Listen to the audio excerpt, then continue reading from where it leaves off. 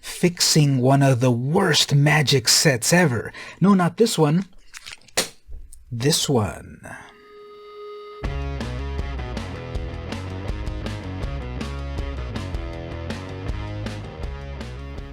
Hey everyone, it's VM Campos, Magic fan, vintage Magic fan.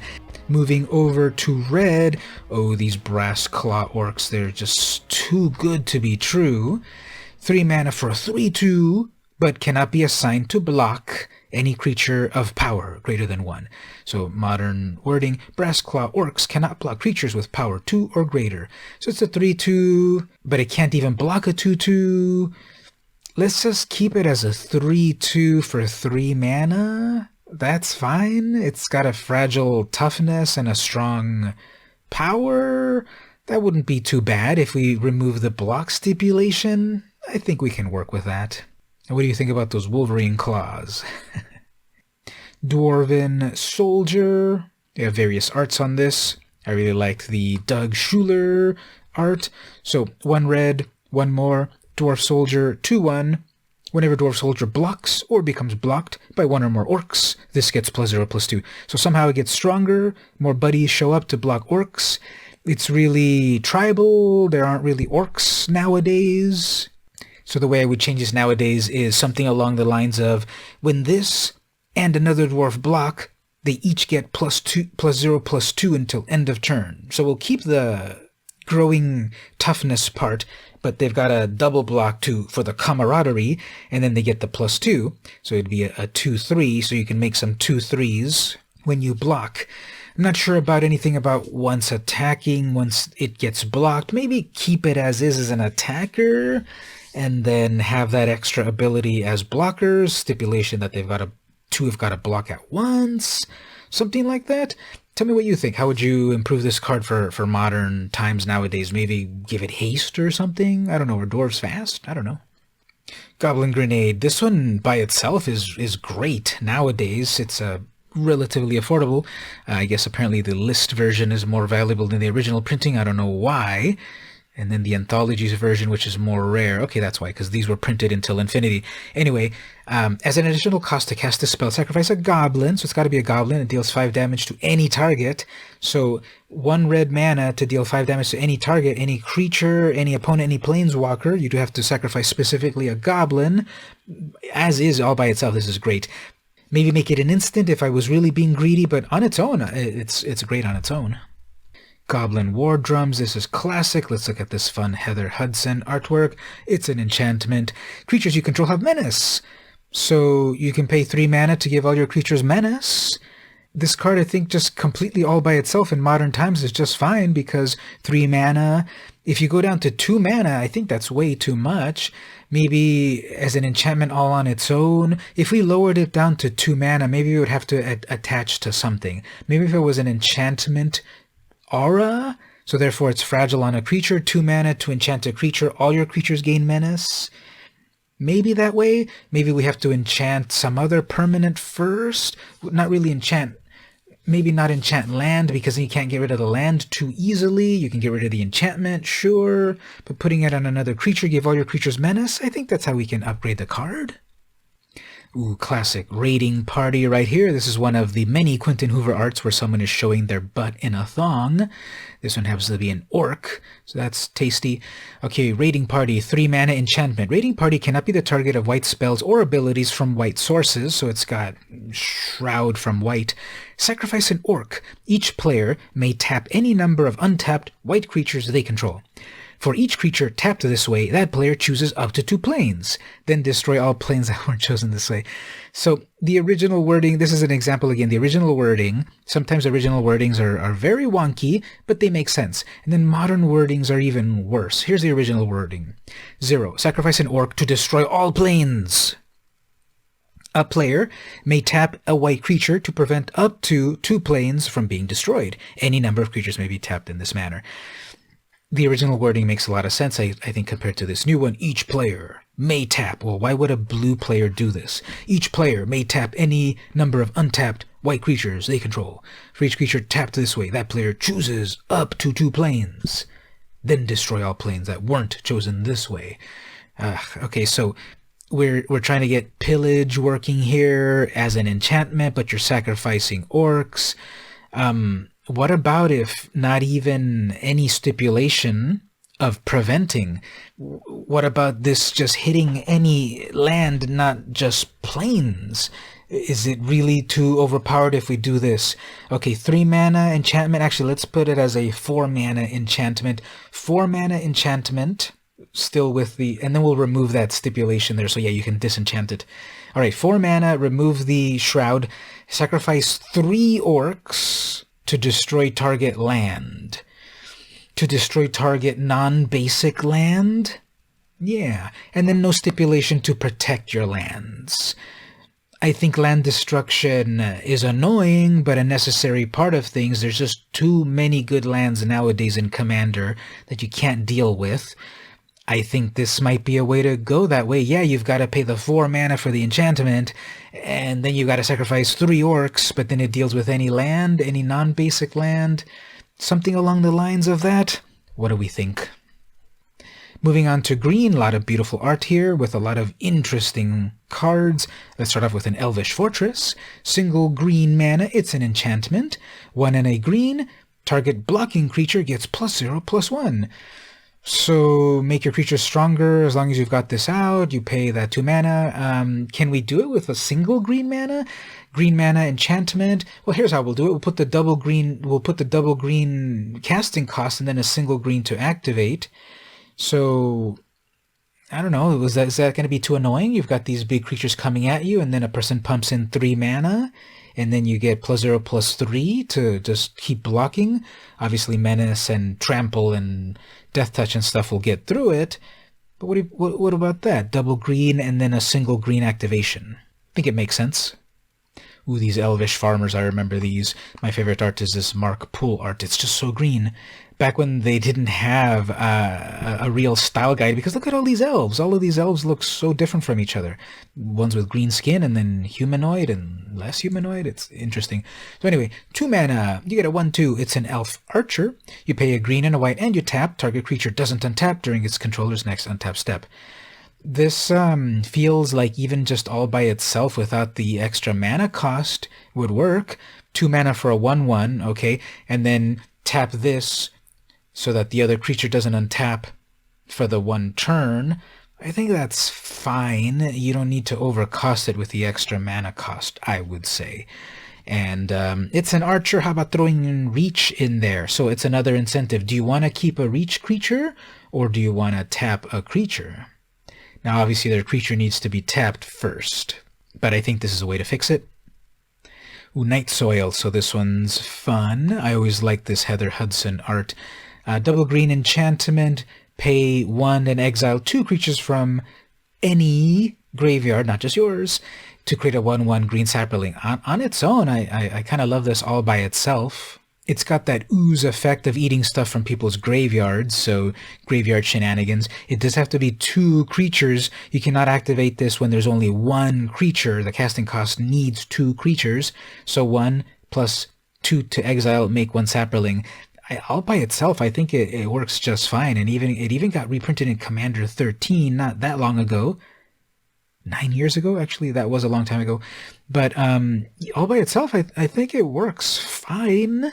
Maybe I would love it as just exile 1 creature, that's it, pay a green, exile 1 creature from any graveyard, create a 1/1. Yeah, clean out those graveyards, make creatures, but you've got to spend green on it. Yeah, that'll work. So here we go with these counters. Spore Flower. It's a fungus, it's a 0/1. At the beginning of your upkeep, put a spore on this, remove 3 spores, prevent all combat damage that would be dealt. So a fog effect built into a creature. You have to remove 3 of the counters to do the fog effect. As is all by itself, I think this will work. We've got some Margaret Organ Keene artwork. Her style was always very cool, very patterned effect. I wish she'd do art again. Here's the classic Thalids back in the day, and again, the style guide is so different from all of these. This one by Edward Beard Jr. is cool, but I think my favorite one was this Ron Spencer one. And it's a green mana, it's a 1/1, put a spore counter every upkeep, then instant speed, pay 3 spore counters to create a 1/1, so you can keep growing and growing every 3 turns. Yeah, keep it as is. Here's one of these vicious green cards from back in the day. Blue creatures don't untap during their controller's untap steps. Back when it was enemy colors, they were really enemies. At the beginning of each player's upkeep, that player may choose any number of tapped blue creatures they control and pay blue for each. If the player does, untap them. So it really taps down, it really chokes your opponent's blue creatures. I think as is, it'll work fine. It's a weird, interesting taxing effect that really wouldn't work nowadays, but this is a rare card from back in the day. It's got some value. I would keep it as is. Here's one of my favorite pet cards from back in the day, Thelanite Druid, Human Cleric Druid. Pay a green and a white tap, sacrifice a creature. All your forests become 2/3s until end of turn. They're still lands. They would still have Summon Sickness if you brought the land in for the first time and such. This is fun. This is cool. Even back then, I like it, turning all your lands to life. And if you look very, very, very carefully, you see how the guy is right here pointing over there? And there's also a face in the tree right back there. So cool. Another Margaret Organ Keene artwork. You have to pay this mana and sacrifice a creature, and then your forests come to life. For the power creep of it all, I'd make them into 3/3 forests. You still have to sacrifice a creature. Green can make plenty of tokens. You still pay the blue. You still tap this. So it'll only be valuable for an attack. I guess you can bring to life your forests when you're getting attacked, but you really want to do this as an alpha strike. What about if we remove the tap ability so you can do it instantly? You still have to sacrifice. Now, technically you can sacrifice itself. So what about that? Leave the casting cost. Leave it as a 1/1, green and 1. No more tap ability. Sacrifice a creature. All your forests become 3/3s. Is that too much? Is there a safety valve there, maybe? I think it'll work. Moving over to the artifacts. There were a variety of interesting artifacts. Once again, trying to fix the mistakes of the past. Aeola Pile. This is vaguely Lightning Bolt. 2 mana. 1 and tap sacrifices deals 2 damage to any target. Which in the modern wording still affects planeswalkers. So 1 mana, 1 tap sacrifice deal 2 damage. Is that going to break too many affinity decks? You have a little bit of offensiveness there with 2 damage to any target. Balm of Restoration. Again, it was kind of a whole cycle. All of these, you can see they're kind of the same. 2 mana, 1 tap, sacrifice, do something. This one prevents 2 damage or gains 2 life, so that was supposed to be the fixed healing salve. Conkhorn we already saw. Delif's Cone, 0 mana, sacrifice this. If target creature you control attacks and is not blocked, you may choose to gain its power in life. If you do, you don't deal damage. Such a weird card. Do we even have any use for this nowadays at all? 0 mana, tap it, sacrifice this turn. When target creature you control attacks and isn't blocked, you may gain life. So, what do we even do with this card nowadays? I guess the only thing I would change is to not sacrifice itself, and then you gain some life. I guess if you attack with your 8/8, gain 8 life. I guess. No need to sacrifice it. Still tap it, however. Tap it, give creature lifelink until end of turn. Yeah, let's do that. 0 mana, no need to sacrifice. Tap this to give target creature. It doesn't even have to be attacking or blocking or anything. Just give target creature. Give target creature lifelink. Yeah, that's it. We fixed it. Delif's Cube. So Delif had a lot of cool trinkets. 1 generic mana, 2 and tap. This turn, when target creature you control attacks and isn't blocked, it assigns no combat damage, and you put a cube counter. Okay, so you're building cube counters when your creatures attack, but then they don't do damage. Okay, weird. Then 2, remove a cube counter, regenerate a creature.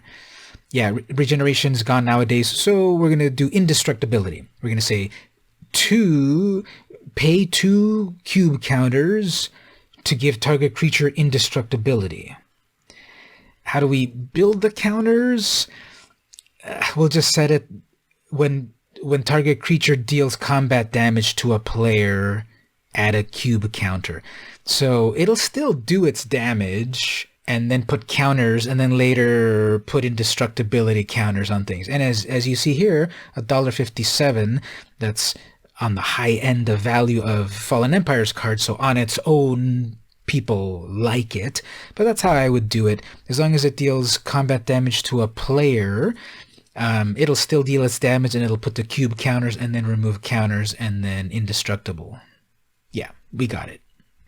The Draconian Silix, 3 mana artifact, pay 2, sacrifice this, discard a card at random, regenerate target creature. Ugh, this is devastating. Now, if you have 0 cards in hand, no, you still have to...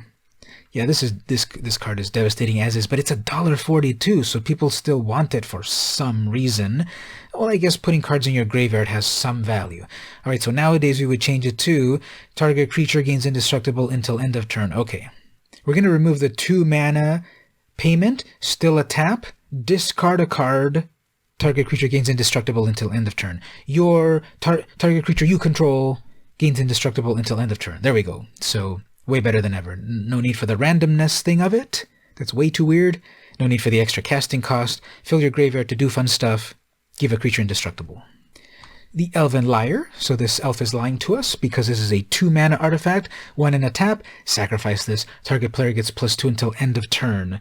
This is still $1.27, supposedly. It has some value in some affinity decks. I guess it's 2 mana. But what does it actually do on its own? We're going to remove this self-sacrifice thing. We're going to keep it as 2 mana to cast.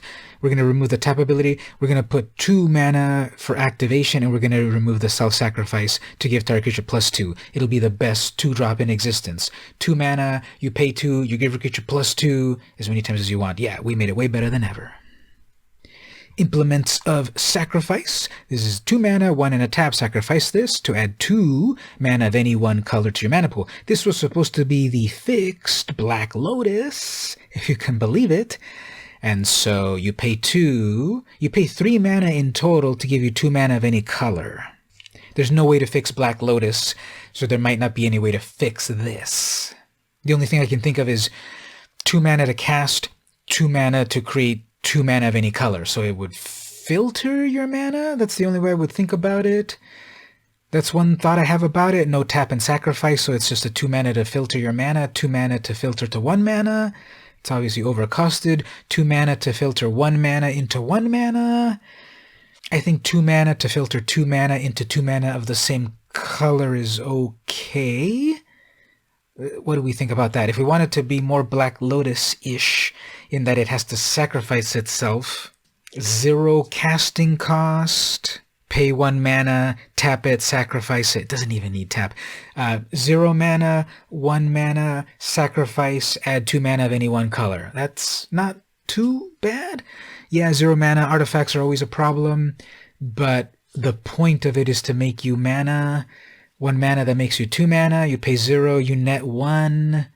That sounds broken. Help me fix this one. There must be a way to make this one a little bit better, but not so bad that you wouldn't play it, and not so good that it would be an auto-include. We can figure it out. Come on, everyone. Help me figure out how to do Implements of Sacrifice better than ever. 0 mana sacrifice to give yourself 2 mana. No, that's going to get banned on day 1. Ring of Renewal, 5 mana, this better be good. 5, tap, discard a card at random, then draw 2 cards.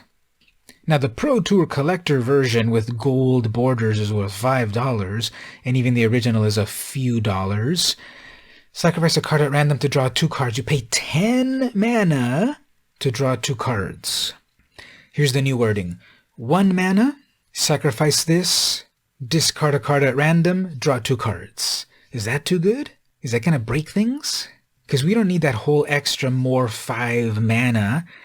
Yeah, even if it's just a plain old draw spell, 5 for drawing 2 cards, that's not... It's 10 mana in total. 0 mana artifact, pay 5, tap it, discard a card of your choice, draw 2 cards. There we go, we got it. Spirit Shield and Xelan Sword are kind of mirrored pairs. 3 mana for each of them. They're an artifact. You pay 2 or 3. They should have. There's a fail there. Should have been 3. Pay 3 and tap. Target creature gets a +2/+0, or a creature gets a +0/+2. So they're the mirrored pairs, although one's a 3 tap and one's a 2 tap. Weird. And then you can keep this tap as long as you want it. This is proto equipment. This is ancient equipment. Just make it equipment. 3 mana, 3 to equip, creature gets +2/+0. 3 mana, 3 to equip, creature gets +0/+2. Actually, 3 mana, 3 to equip, creature gets +3. 3 mana, 3 to equip, creature gets +0/+3. That's not good enough. And creature gains lifelink. Yeah, give the creature first strike, give the creature lifelink. There we go, we fixed it. We made these cards way better than ever. Next we get to the land cycle, and there's 2 land cycles here that are very interesting, and they're so close to being playable. Let's fix them. Let me first show here the Ebon Stronghold. Comes into play tapped. Tap this, add black mana to your mana pool. Tap this, sacrifice this, add 2 black mana. Alright, so this was an interesting, and it's in all of the colors. Big stipulation, it comes in tapped. Probably number 1 comes in untapped in my new version in Fallen Empires Remixed. Comes in untapped. And I would keep it as tap it, sacrifice it, give yourself 2 black mana. So you can have an explosive turn 1, give you 2 black mana, comes in untapped. You're down 1 mana, but fast mana turn 1 for a big sacrifice. I think that's good. And then, or keep it as for later in the game, or just keep it as tap, add 1 black mana. It's not a basic land type and such, you can't tutor for it. I think it'll be fine if we simply remove the comes in tapped ability. And again, this is in all of the colors. Dwarven Ruins is the red one, Havenwood Battleground is the green one, Ruins of Troy-Care is the white one, Trocire, I always said that one. Troy-Care is how I would say it growing up. Trocire, I guess, is correct. Ruins of Trocire. That's the white one. And then we have the Svielunite Temple. That's the one that that word was dead for 25 years until they reprinted Priest of Svielunite or God of Svielunite or whatever. Svielunite God or whatever she is. Anyway, that's the original printing there. Beautiful Mark Pool art. And so there's one of these in every color. Now there's also these storage lands, so to compare with the black one, Bottomless Vault, Modern Reading. Bottomless Vault enters tapped. Okay, right away I would remove that enters tapped. That's way too oppressive nowadays. You may choose not to untap Bottomless Vault during your untap step. At the beginning of your upkeep, if Bottomless Vault is tapped, put a storage counter on it. Remove any number of storage counters, add black for each one of those. So you play it on turn 1, you have to keep it tapped for it to get bigger and bigger, and so you lose a turn. You lose 2 turns. You lose 2 turns to get 1 black mana. So I would set this as comes into play untapped.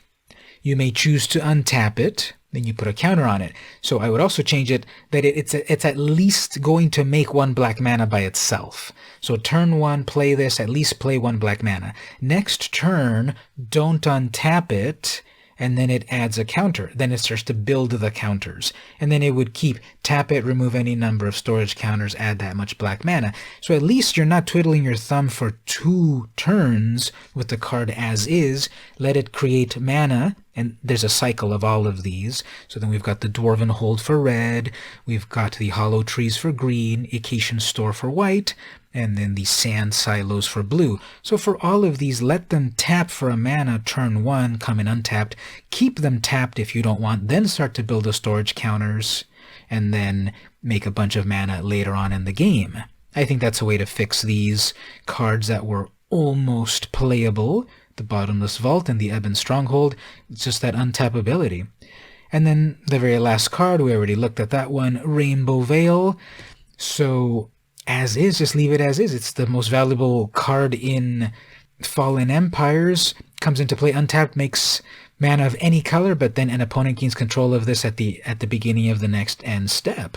So do some politics, pass it back and forth with your friends, and make a mana of any color. I don't think there's much of a reason to change this. Turn 1, any color that you want. That's Command Tower. And then there's the fun and politics of passing it on to your friends. But what do you think? Is there any way to make this better for nowadays? Should it also tap and gain you life or something? Tell me in the comments. And that was Fallen Empires Remastered. What do you think? Am I on the right track? Am I totally off base? Is this set so much trash that it's not even worth it to remix? Do you miss these old cards? Are you amazed on how bad Magic used to be?